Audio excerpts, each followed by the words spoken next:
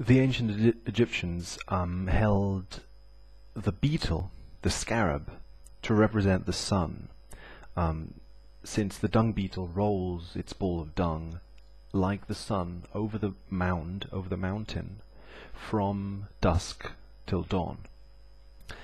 I mean, from dawn to, well, whatever. And the beetle, so, and of course, in the zodiac, in the zodiacal sort of circle, we have the Tropic of Cancer at the top as this sort of high point where the sun is shining, literally at the top, with Aries at the beginning, the Ram is the beginning, Libra the sort of midpoint of balance, and Capricorn is the underworld, the devil. So anyhow, the beetle is also a shell, right, like a crab. It's a shell with the sort of the light inside. I think I've made other videos about this. Now, in the context of Conker's Bad Fur Day, though, the beetles are a prominent character, right? Now, if the beetles could be said to be crabs, and since in Egyptian mythology the beetle represented the sign of the zodiac, which is now Cancer, then the beetles are Cancer, the sign. Conker is Scorpio. I think I also mentioned this in my previous analysis of Conker's Bad Fur Day.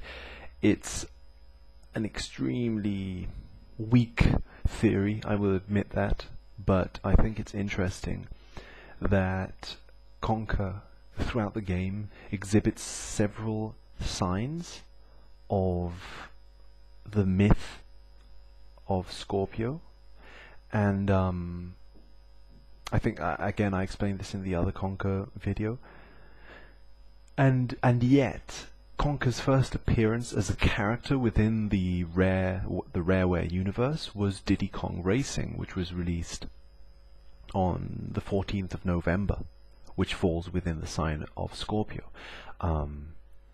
Again, this may sound really silly to some, but I found there are a series of interesting correlations between release dates of games and the zodiacal sign that should represent that game if if that were the case. But again, you know, take this theory with a big pinch of salt. It's more than anything, I just find it amusing. So, if we were to say that the beetles in the game represent Cancer and Conker represented Scorpio, then we also have this sort of, so basically we seem to have in the game, as I said again in the other video, that the Panther King seems to represent Pisces.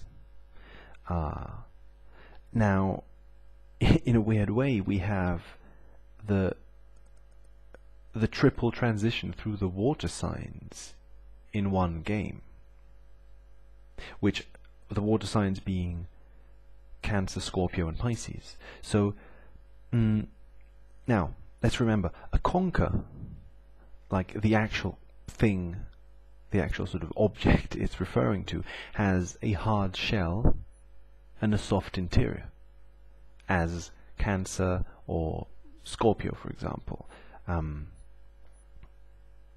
And it's this sort of, from my basic understanding of astrology, could have to do with this water sign thing of something very sensitive which is being protected. This is very interesting too because of the history of Conker as a character. Conker starts out as being an extremely sensitive, child-friendly character, both in Diddy Kong Racing and Conker's Pocket Tales, right? There isn't a hard exterior to it. It's all vulnerable, sort of childish. But then Conker's Bad Fur Day suddenly builds this hard, hardened adult sort of cover over it. And yet at the center there is obviously a sensitivity. Conker is saddened by his fate. There is a constant sort of theme of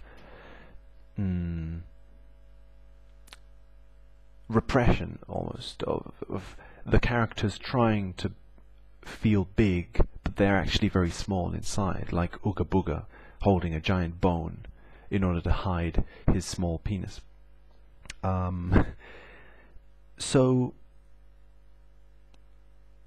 potentially there is the transition through the water signs, as in literally the game starts with the Beatles playing music in the bar.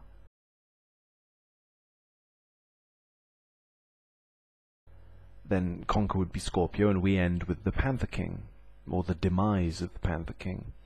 And of course, Cancer represents the shore. It's this area between the earth and the water, this midpoint, which is in a sense where the game starts, by the river, next to the river. And yet from the edge of the river we move deep into the depths of the water, which is Scorpio, when Conker dives into the toilet, into the U-bend, after fighting the mighty Pooh King, the great mighty Pooh. And then from the depths of the water we suddenly arise into the castle, into Pisces, the Panther King.